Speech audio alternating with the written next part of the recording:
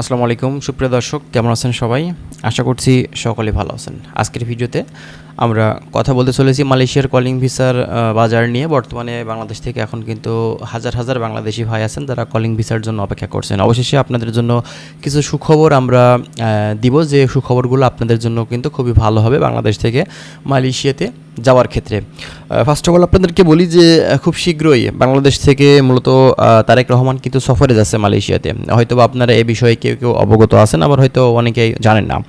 তো ব্যাপারটা হচ্ছে, এটা নিয়ে এখন পর্যন্ত অফিসিয়ালভাবে কোনো আসলে ডিক্লেয়ার দেওয়া হয়নি, তবে ব্যাপারটা আমরা বেশ কিছু মাধ্যম থেকে আসলে জানতে পারছি। এবং মালয়েশিয়া থেকে 10 তারিখে আপনার হচ্ছে একটা প্রতিনিধি দল বাংলাদেশে সফরে আসছেন, এবং এখানে এসে আমাদের বাংলাদেশের সাথে কিন্তু দ্বিপাক্ষিক যে বিষয়গুলো আছে, কূটনৈতিক যে বিষয়গুলো আছে, এবং মালয়েশিয়ার সাথে যে বাংলাদেশের যে সম্পর্ক আছে সেগুলো কিন্তু আরও দৃঢ় করতে তারা কিন্তু বাংলাদেশে সফরে আসছেন। এবং আপনার 10 তারিখের পরে সফরে তারা বাংলাদেশে আসার পরে এখান থেকে যখন আবার পুনরায় তারা মালয়েশিয়াতে ফেরত যাবেন, পরবর্তীতে আনোয়ার ইব্রাহিমের মূলত আমন্ত্রণে বাংলাদেশ থেকে বাংলাদেশ গভর্নমেন্ট তারেক রহমান তিনি কিন্তু মালয়েশিয়াতে সফরে যাবেন, এবং সেখানে যাওয়ার পরে ফাইনালি কিন্তু সব কিছু বিষয়গুলো একবারে ক্লিয়ার করা হবে। আর বর্তমানে এখন যিনি প্রতিমন্ত্রী আছে এবং আরিফুল ইসলাম আছে, যিনি মূলত আসলে প্রবাসী কল্যাণ মন্ত্রী যিনি, তো তারাও কিন্তু জানিয়েছে খুব শীঘ্রই মেডিকেলটা শুরু হতে চলেছে। এটা নিয়ে কিন্তু বর্তমানে এখন আমাদের এই বাংলাদেশের যে শ্রমবাজার সেটা নিয়ে একটা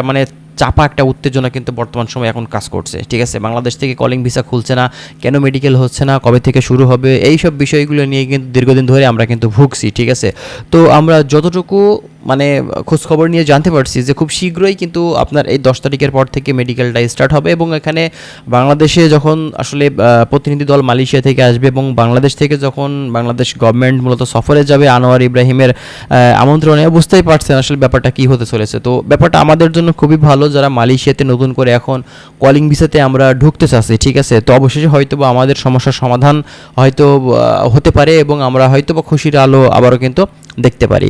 তো দেখা যাক, এটা শুধুমাত্র দেখার বিষয়। এবং একটা জিনিস সেটা হচ্ছে, বাংলাদেশি কর্মী তারা কিন্তু অবশ্যই নিবে। বাংলাদেশি কর্মী তারা জানে যে বাংলাদেশি কর্মীরা কঠোর পরিমাণে কিন্তু পরিশ্রম করতে পারে, যে পরিশ্রমটা অন্য কান্ট্রির কর্মীগুলো কিন্তু করতে পারে না। তো এ ব্যাপারে যেহেতু আমাদের বাংলাদেশি কর্মীদের সুনাম আছে বহির্বিশ্বে, এ কারণেই মালয়েশিয়াতে আপনার বেশিরভাগ ক্ষেত্রে বাংলাদেশি কর্মীরাই কিন্তু সেখানে কাজ করে থাকে। এজন্য বাংলাদেশি কর্মী ছাড়া কিন্তু মালয়েশিয়াতে কখনোই কিন্তু আসলে চলবে না, অবশ্যই বাংলাদেশি কর্মী কিন্তু প্রয়োজন।